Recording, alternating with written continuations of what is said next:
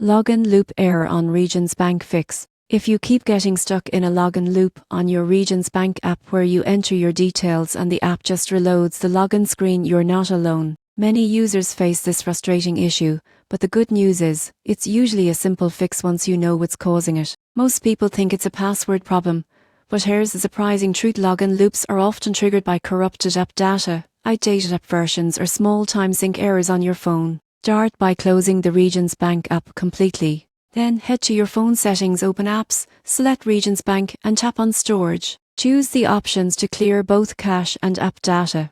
This resets any broken login sessions that might be looping. Next, reopen the app and manually type in your username and password. Avoid using autofill or password managers for now; they can sometimes reintroduce bad data. If you use fingerprint or Face ID login, turn it off temporarily until your first successful sign-in. Still looping? Check your phone's date and time settings.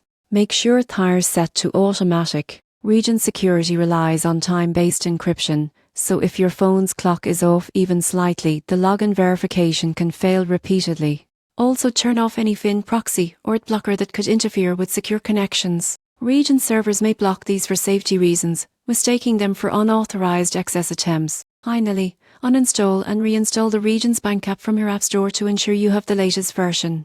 This step alone fixes most login loop cases. Once you're logged in, set up two-factor authentication or biometric login again for quick and secure future access. So, if your Regions Bank app keeps looping back to the login screen, don't worry, it's not your account. Clear your cache, check your time settings, and update the app. You'll be back to managing your money in no time.